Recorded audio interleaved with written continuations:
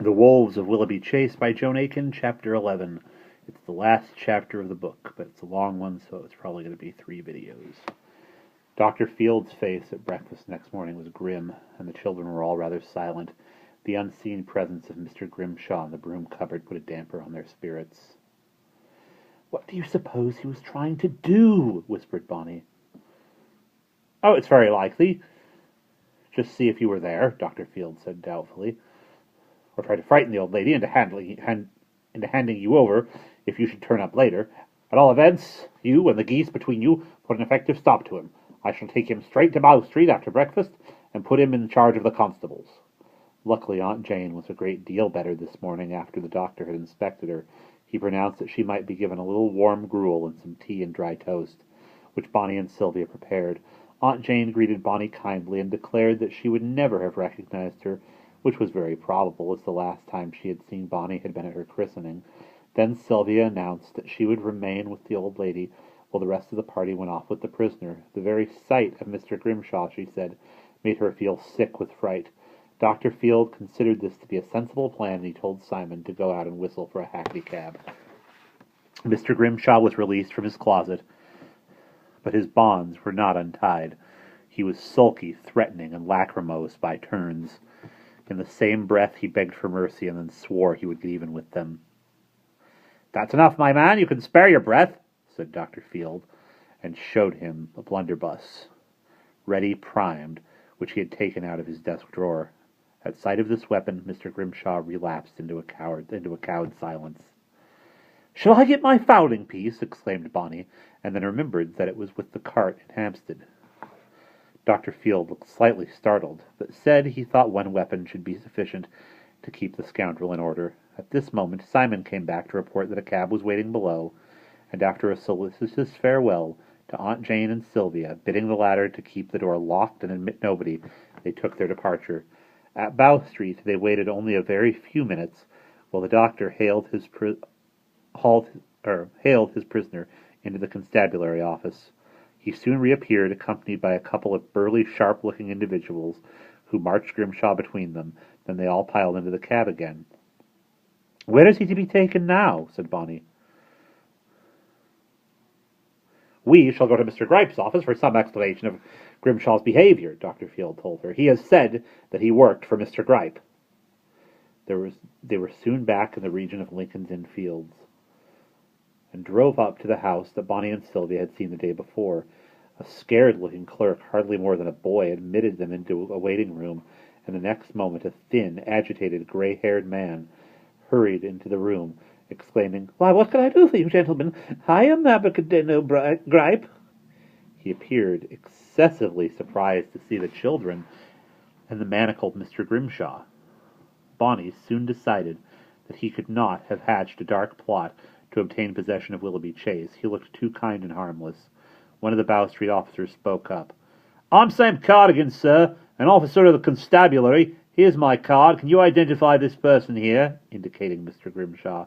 "Why, yes," said Mr. Gripe, looking at Mr. Grimshaw with distaste. "His name is Grimshaw. He was a clerk in my office until he was dismissed for forgery." "Aha!" said the other Bow Street officer, whose name was Spock. "Have you ever seen him since you dismissed him?" said Dr. Field. "No, indeed. He would have had a cold reception in this office." "And yet he was seen entering here yesterday," snapped Cardigan. Mr. Gripe seemed surprised. "Not to my knowledge." Cardigan looked thunderously disbelieving, and was about to burst out a suspicion of Mr. Gripe when the little clerk, who had let the party in, who had been standing in the doorway, with eyes like saucers, piped up, "Please, sir, I saw him." Mr. Grimshaw darted a furious look at the speaker. "Who are you?" said Cardigan. "Please, sir, Marmot, a clerk, yesterday while Mr. Gripe was out having dinner, that gentleman, as is tied up there, came and asked me to give him the address of Miss Jane Green, sister to Sir Willoughby." "And you gave it him?" "Yes, sir. He said he wished to take her some dividends."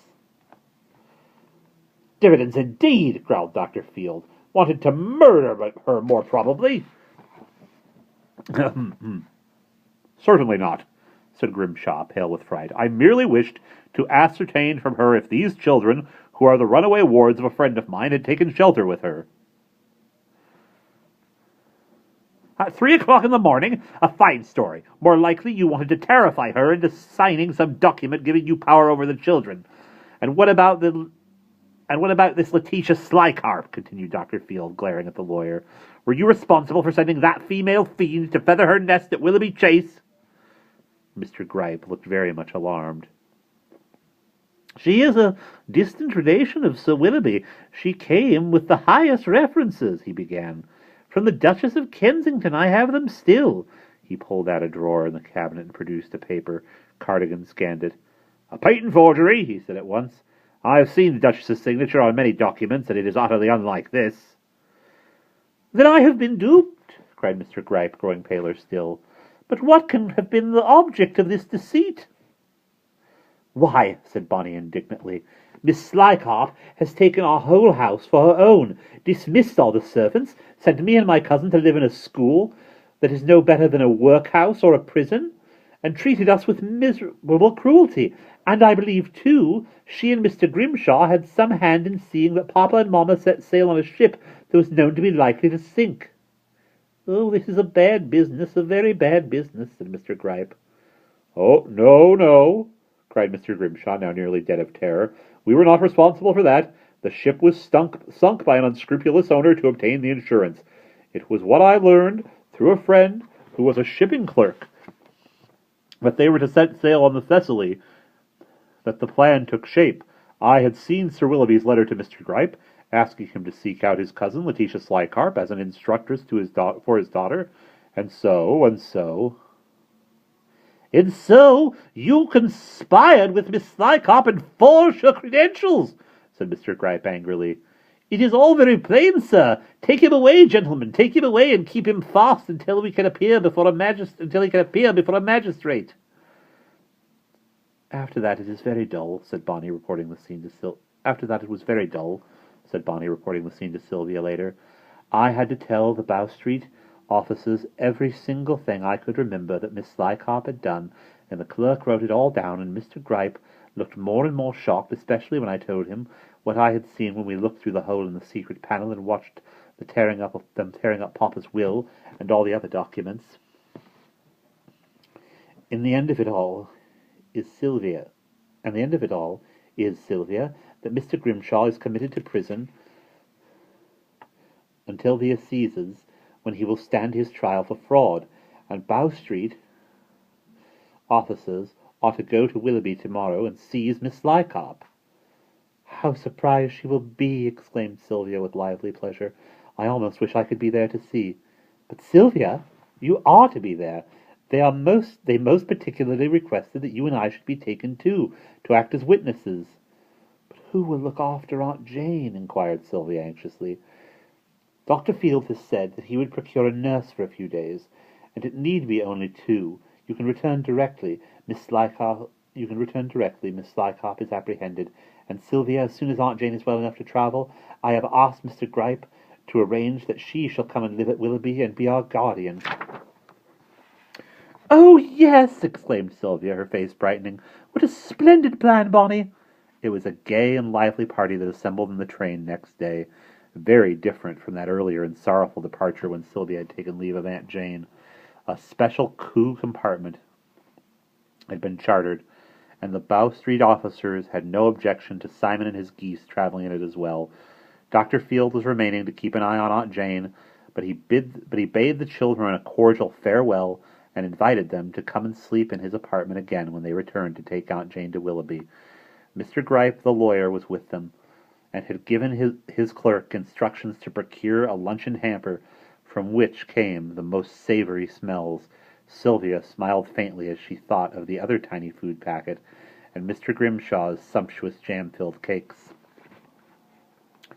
I suppose he only pretended to have forgotten who he was when the portmanteau fell on him, she said to Bonny.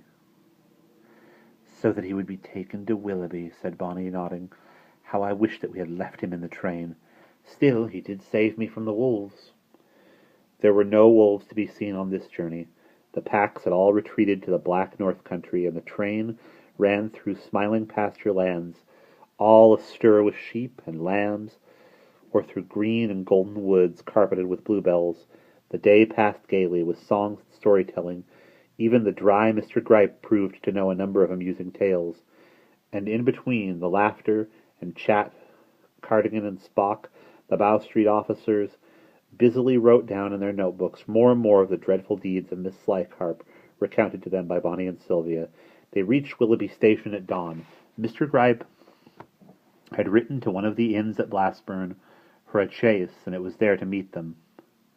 "How different this road seems," said Sylvia, as they set off at a gallop. "Last time I travelled along it, there were wolves and snow, and it was cold and dark. Now I can see primroses everywhere, and I am so hot in these clothes that I can hardly breathe." They were still wearing the Tinker children's clothes. Pattern had made them, and there had been no time in London to get any others made. Mr. Gripe's eye winced when it encountered them, for he liked children to look neat and nicely dressed.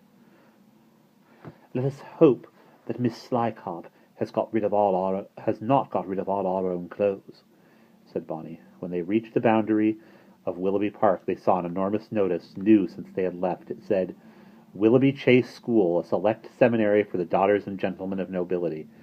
Boarders and parlour boarders. Principals, Miss L. Slycarp and Mrs. Brisket." "What impertinence!" gasped Bonnie. "Can she really have made our home into a school?" "It is worse than I had feared," said Mr. Gripe grimly, as the chaise turned into the gateway. They took the longer and more roundabout road that led to the back of the house, for the Bow Street officers wanted to surprise Miss Slycarp. "Did you say there was a secret passage, miss?" Sam Cardigan said to Bonnie. "Yes, and a priest's hole and an oubliette." "Very good, couldn't be better. We'll put some ginger in the old lady's gravy." He explained his plan to Mr. Gripe and the children, and they knocked at the back door. It was opened by James. "Miss Bonnie, Miss Sylvia!" he exclaimed, scarlet with joy and surprise. They both flung themselves on him and hugged him. "James, dear James, are you all right? Is Patton all right? What is going on here?" "Terrible doings, miss." Now, said Sam Cardigan. "Pleasure at seeing old acquaintances, all and well, but business is business. We must get under cover, my man. Where can this carriage be concealed?" "It can go in the coach-house, sir," James told him. "There's only Miss Slycarp's landau now." The carriage was hastily put away, and the conspirators took refuge in the dairy. "Now, James," said Bonnie, dancing with excitement, "you must go and tell Miss Slycarp that Sylvia and I have come back, and that we are very sad and sorry for having run away. Don't say anything about these gentlemen." "Yes, miss," said James, his eyes beginning to twinkle. "She's teaching just now up in the schoolroom. The pupils study for an hour before breakfast." "Is the entrance to the secret passage still open, James? Has Miss Slycarp ever discovered it?" "No to the second, and yes to the first, Miss Bonnie," said James, and pulled aside the cupboard and horse blankets which he had arranged to conceal the opening. "Capital. Go to her quickly, then, James. Tell her we are starving."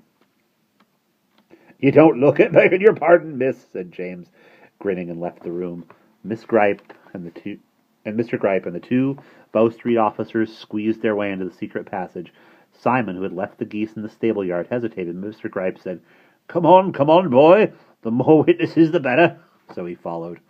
Bonnie and Sylvia spent the time, while they waited for James's return, in artistically dirtying and untidying each other, rubbing dust and coal on their faces, rumpling their hair, and making themselves look as dejected and orphanly as possible.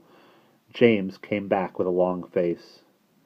"You're to come up to the schoolroom, young ladies, at once." He led the way, and they followed in silence. The house bore traces everywhere of its new use as a school. On the crystal chandelier in the ballroom, ropes had been slung for climbing, and the billiard table had been exchanged for blackboards. The portraits of ancestors in the long gallery had been replaced by bulletin boards, and the gold leaf and ormolu tables were covered with chalk powder and ink stains. And there we will pause.